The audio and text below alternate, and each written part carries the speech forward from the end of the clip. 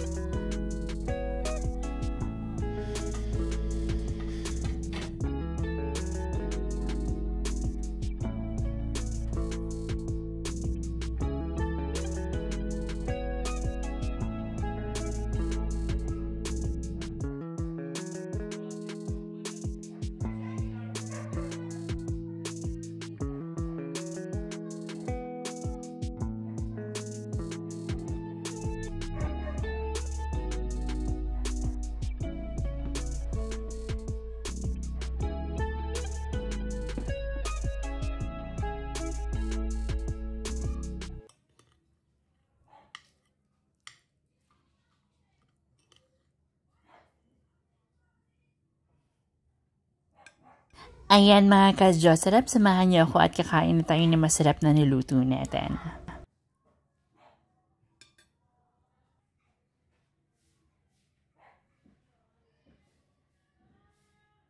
Ayan mga ka-Jocerap, magluluto tayo ngayon ng another low-carb recipe, diet. And so meron tayo dito ang sayote, meron tayong repolyo, at yung prinito nating tilapia. Tapos meron akong ditong bell pepper at sibuyas mga ka-Jocerap. So tara na, igigisa lang natin to. Ayan, naigisa ko na yung sibuyas natin. And then yung sayote mga ka-Diyos-sarap. After nyan, ilalagay natin yung repolyo. Pero papalambutin natin ng konti. Ayan is yung bell pepper. At pagkatapos natin malagay yung bell pepper, pag naaamoy na natin, ilalagay na natin yung pechay. Sorry, yung repolyo pala. Yan, yung repolyo natin. Okay? At ito naman tilapia natin is ihimayin natin ito. Ito yung ulam natin kagabi. So, ihimayin natin ito. Isasahog natin sa sayote natin. Ayan, ito na yung ginisa natin na sayote at repolyo na merong sibuyas at bell pepper. It's time na para maglagay tayo ng pamintang powder.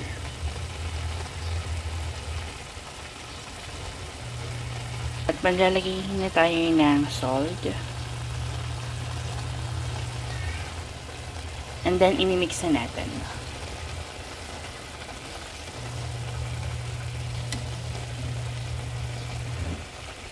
At it's time na para ilagay ko yung ano natin.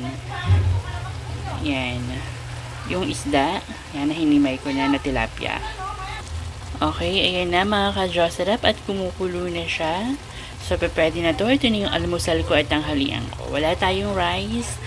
Yan, low carbs na tayo at vegetable.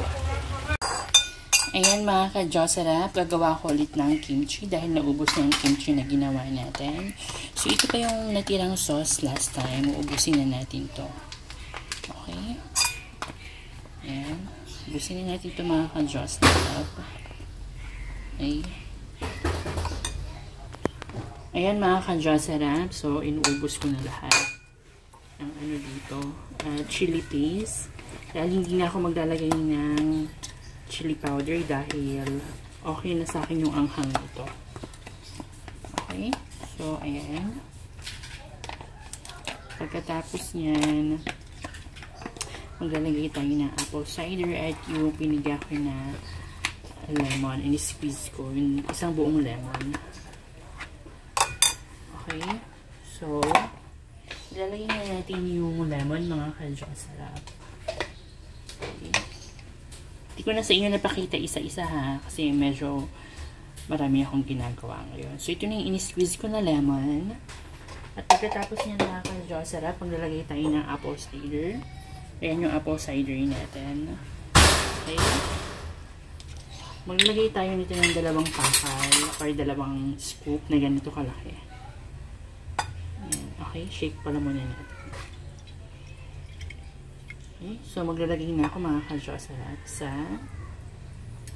and yan, dalawa. Okay, after nyan, lalagyan na natin na pamintang powder. Yan yung pamintang powder.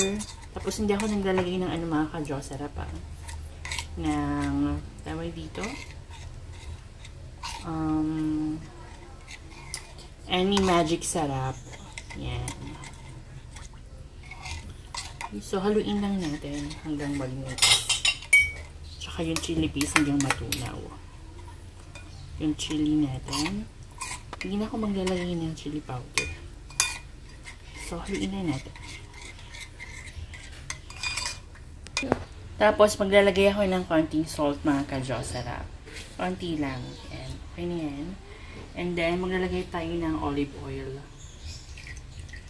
So, naglalagay ako ng olive oil. Pagkatapos yan, ilalagay natin yung hiniwa ko na luya at bawang. Okay, so lagyan natin mga ka-Diyos-sarap. I-mix natin. Okay, dahil na-favorite ko tong kimchi at low carb to. Ayan, so ito yung kakainin din natin para meron tayong pagkain sa ref. Okay, mix lang natin mga ka-Diyos-sarap. Yan, bango-bango talaga. Perfect. Ngayon, kung gusto nyo medyo hindi siya ganun kaanghang, lagyan nyo siya ng konting tubig. Okay lang naman.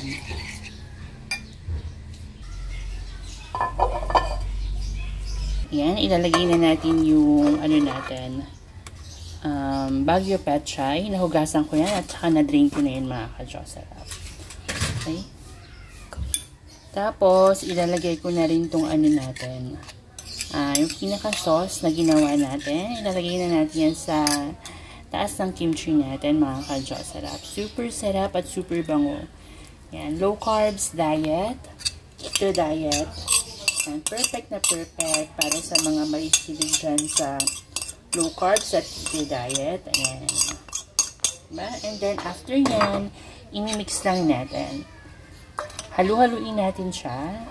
Tapos, kailangan lahat nakamix yan, ha? And then, tatakpan natin. Ilalagay natin sa ref for 20 minutes. Or bukas na natin kakainin. Okay. So, ayan na mga ka-Diyos sarap.